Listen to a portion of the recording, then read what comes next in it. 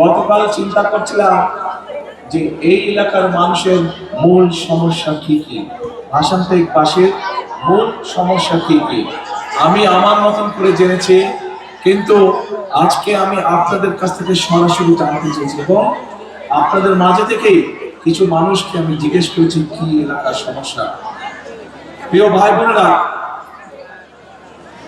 আজকে এতটুকু আপনাদের সামনে আমি বলতে চাই যে আমি যেহেতু আপনাদের প্রার্থী, আপনারা বহু মানুষ সেখানে আছেন। এই যে এক বোন বলে গেল ছোটবেলা থেকে উনি এখানে আছেন, আমিও এই এলাকায় ছোট থেকে বড় হয়েছি। এই এলাকায় যারা ছোট থেকে আমার মতন আপনারা বড় হয়েছেন, এই এলাকায় বহু মানুষ বসবাস করছেন গত 20, 25, 30, 40 বছর যাবৎ, গত 50 বছর যাবৎ। আমি এই এলাকায় গত 50 বছর যাবৎ বড় হয়েছি, যদিও মধ্যখানে অনেকদিন বাইরে থাকতে হয়েছে। তারপর আমি আপনাদেরই একজন। স্বাভাবিকভাবে আজকে যখন আমি এই এলাকার প্রার্থী হয়েছি, আমি আপনাদেরকে এতটুকু বলতে পারি, ইনশাআল্লাহ আপনাদের আল্লাহর রহমতে আগামী নির্বাচনে আমি জয়ী হলে এবং ধানের শীষ সরকার গঠনে সক্ষম হলে আজকে এই যে কয়েকজন মানুষ আপনাদের সকলের পক্ষ থেকে এখানে উপস্থিত হাজার হাজার এই এলাকাবাসীর পক্ষ থেকে যে সমস্যার কথা বলে গেছে, পুনর্বাসন সহ অন্য যে সমস্যাগুলো বলে গেছে, কিন্তু পুনর্বাসন এখানে ওঠা যাবে না, আপনি উঠলে আমি ফুটেজ নিতে পারবো না, ওকে উঠা যাবে না। ওই এলাকার মানুষের জন্য আপনাদের এলাকাবাসী হিসাবে, আপনাদের এলাকার সন্তান হিসেবে এইটুকু ওয়াদা আপনাদের কাছে। কোকো ও শিয়া বাটারের ইউনিক কম্বিনেশনে তৈরি Natura expert care body lotion স্কিনের ড্যামেজ হিল করে, ত্বক রাখে সফট ও ময়েশ্চারাইজ। লুকিয়ে আর কতদিন, বাই বাই ড্যামেজ স্কিন। আমরা সেই অতীতে যেতে চাই না। আমরা দেখেছি গত 15-16 বছর কি হয়েছে দেশে।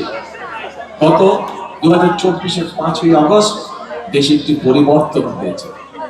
আমি মনে করি বাংলাদেশের মানুষ, শুধু আজ এই জনসভায় যে হাজার হাজার মানুষ আপনারা উপস্থিত আছেন, শুধু এই মানুষগুলোই নয়, সমগ্র বাংলাদেশের মানুষ একটি পরিবর্তন চায়, ভালো পরিবর্তন চায়। ঠিক বলেছে?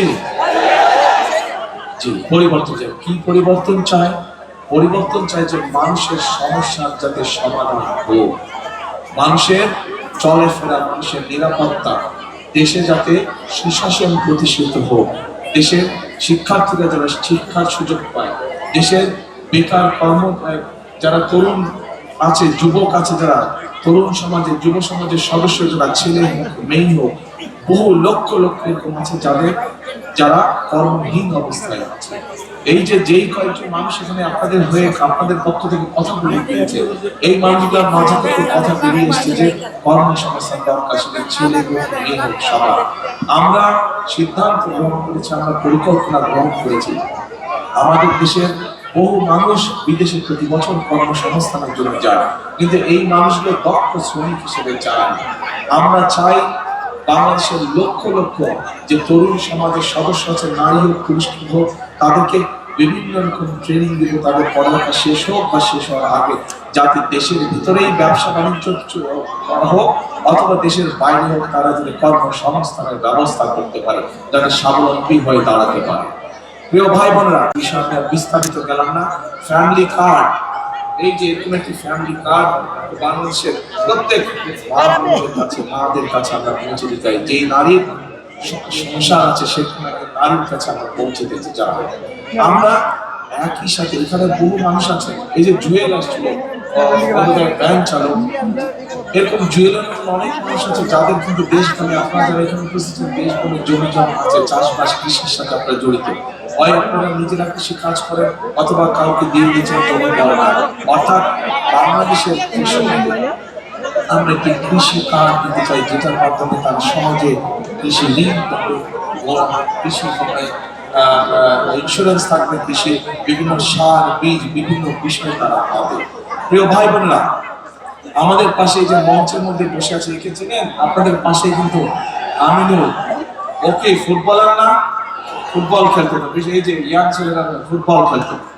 এখন এই যে বললাম আমাদের দেশের তরুণ যুবক আছে আমাকে, মেয়েরা আছে আমাকে, তরুণ সমাজের সদস্য আছে, সবাই তো আর কেউ ব্যারিস্টার, উকিল বা যেটাই হোক, ইঞ্জিনিয়ার, ডাক্তার, সবাই তো আর তা হবে না।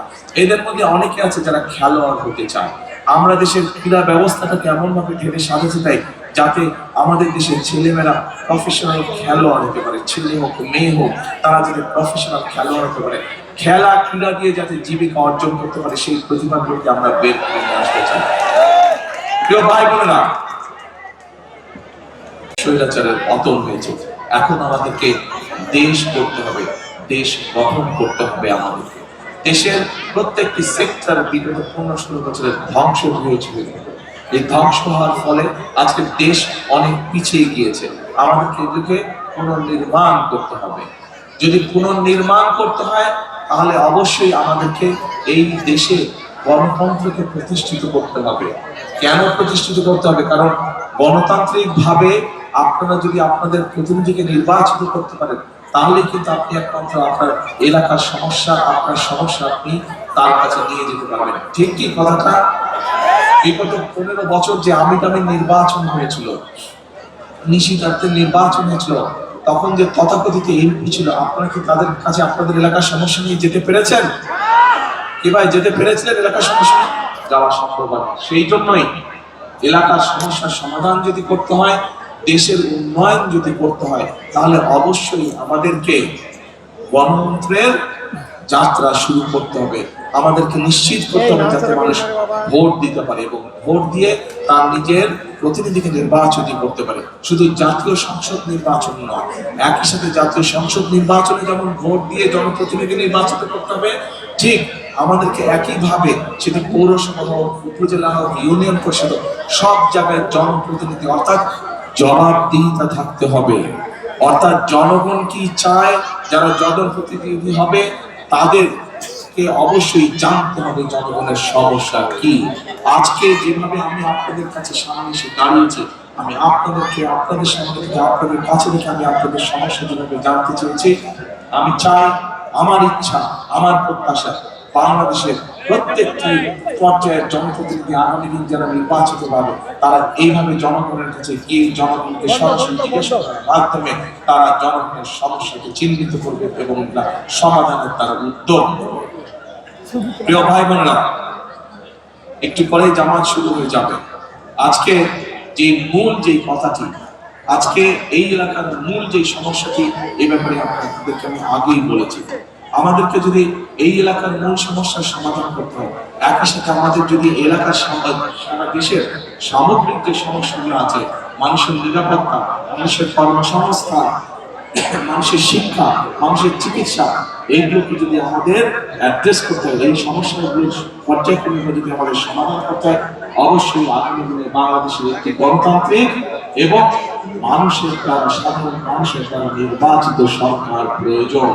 মানুষের নির্বাচিত সরকারে মানুষের সমস্যার সমাধান করতে সক্ষম হতে হবে। আজকে আসুন, আজকে এই জনসভা, এই যে হাজারো মানুষের জনসভা, আজকে আমাদের একটি শপথ বাক্য পালন করি। সেই শপথ বাক্যটি হচ্ছে, করব কাজ, গর্ব দেশ, সবার আগে বাংলাদেশ, সবার আগে বাংলাদেশ। কাজে আসুন, আমরা অতীতে দেখেছি এই জনগণের পাশে তারা এসে দাঁড়িয়েছে। কাজেই আমরা যদি অতীতের সবগুলো কাজ বিবেচনা করি, আমরা দেখব একমাত্র ধানের শীষকে যতবার নির্বাচিত করেছে এই দেশের মানুষ, ততবারই এই দেশের উন্নয়ন হয়েছে, দেশের মানুষের ভাগ্যের একটু পরিবর্তন হয়েছে, ভালো পরিবর্তন হয়েছে। কাজে আসুন, আমি ধানের শীষের প্রার্থী হিসাবে আপনাদের কাছে আমি ধানের শীষের পক্ষে ভোট চেয়ে যাচ্ছি।